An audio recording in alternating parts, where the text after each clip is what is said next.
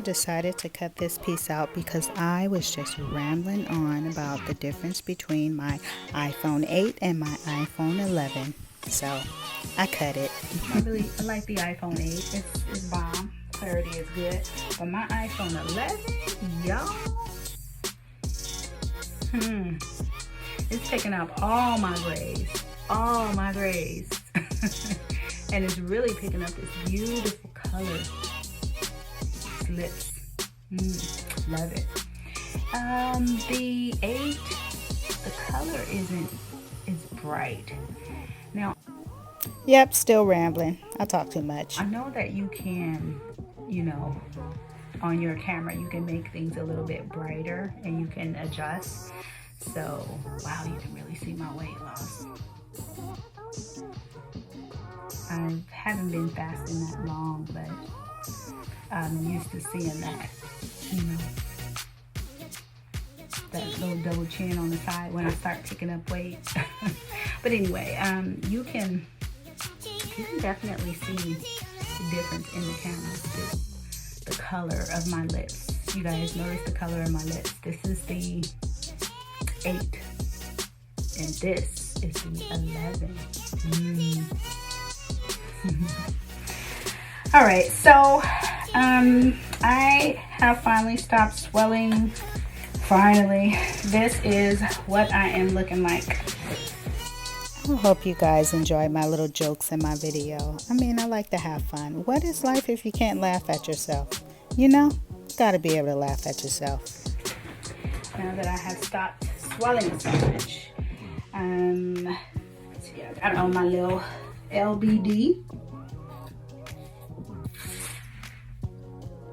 I have on my strapless bra. Still got that bra fat right there. It's not as bad though. And that's what I'm looking like. So, I need to shave, need to comb my hair, but I'm making it work today. So, the sacrifices that I made to get my BBL. I moved out of my apartment. I had a beautiful 1-bedroom apartment with a huge kitchen that I loved, okay? But in order for me to get my surgery within 90 days, which is what I really wanted to make this happen within 90 days. I was gonna need to reduce my expenses. Now, reducing my expenses really meant moving because there was just like no way that I was gonna be able to do everything that I wanted to do in the time that I wanted to do it. Okay, I wasn't gonna be able to do that, and so I really needed to make it happen ASAP. So what I did was, and then I needed to move out.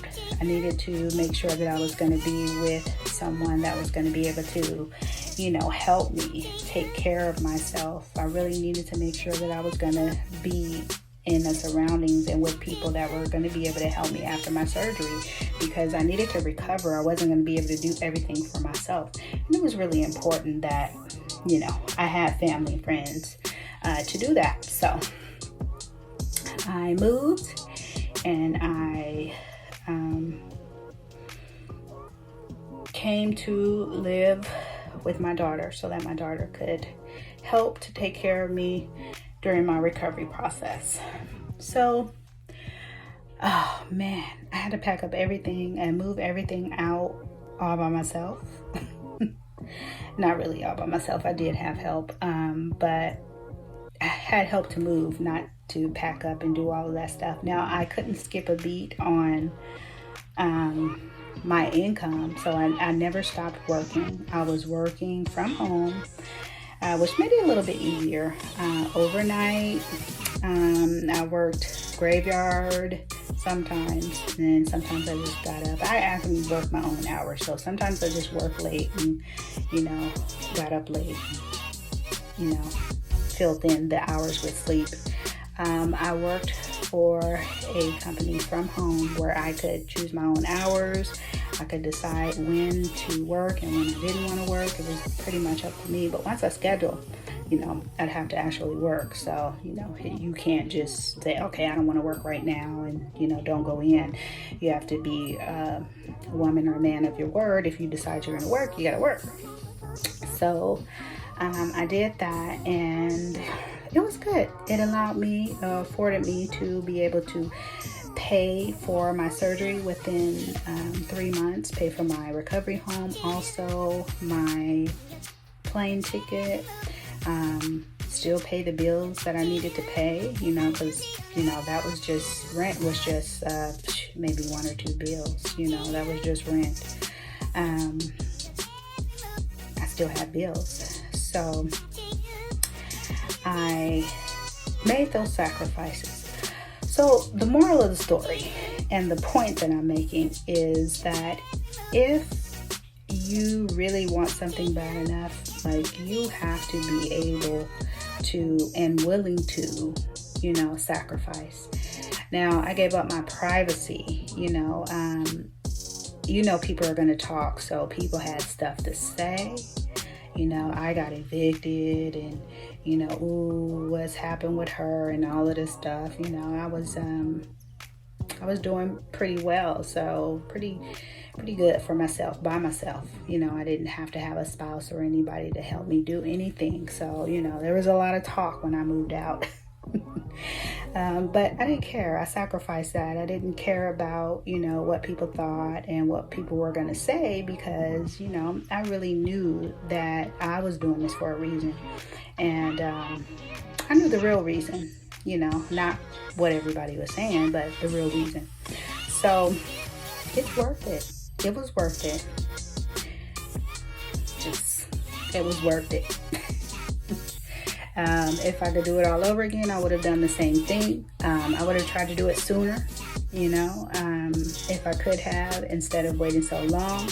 I'm glad I chose myself over anybody else, and regardless of what anybody had to say or what anybody thought, I wouldn't do anything different, I'm happy with my results. I'm happy with the choice that I made. I am now back in the situation where I can, get back into my own place. And I'm so excited about it. I can't wait. I'm ready to have my life again. When I think back on it, I'm like, wow, I couldn't wait until this day, till I was, recovered and healthy and looking good, able to wear clothes without, having anything under it, and just ready to get back out there, just able to get back out there. So I was really happy about it, looking forward to today, to this day, and it's finally here. So I'm excited. I still have my degree, that wasn't taken from me. The only thing I gave up and put down or set aside was things that I were able to pick back up later. I didn't sacrifice things in a final way, to where I, burned relationships or bridges that, I couldn't mend and things I couldn't fix. It was nothing like that. I just sacrificed a little bit of my freedom and time in my personal space in order to make something that was really important to me happen for me. And it was worth it. So I said that I would tell you guys one day everything that I gave up. I even sold my car. I sold my car. That's a story all on its own anyway.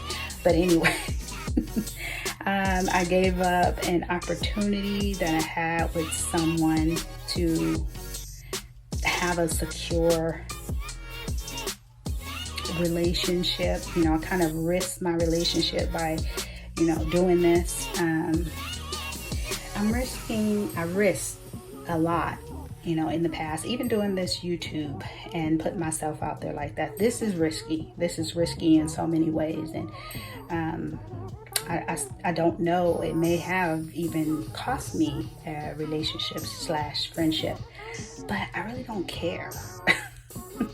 I'm going to do what I want to do, okay? The only person that I'm really worried about is God, okay? I'm not worried about anybody else, okay? I got one life to live, and I want to make sure that after this life, I go to heaven and I spend eternity with God, and that's all I'm worried about.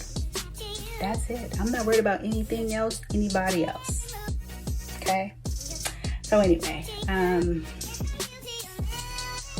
I feel like if you guys really want to do something, make it happen.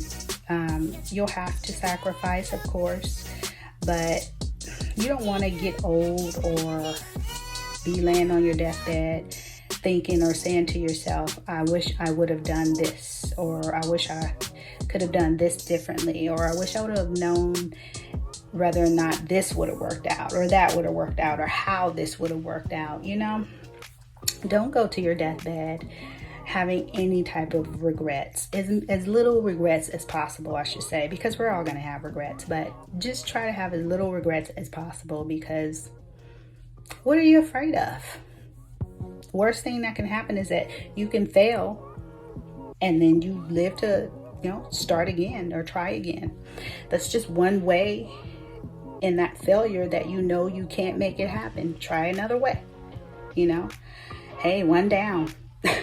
You know, anyway, and the last thing I want to say is when you are, you know, shooting or reaching for your goals or shooting for the sky, or, you know, trying to make things happen, something that's big to you, you just got to remember that, you know, if you're taking God with you in these choices, if you're making these choices with God, then you don't have to worry about failing. You don't have to worry about this not working out, or, you know, you don't have to worry about that, because God will make it happen for you. He's going to make it work out.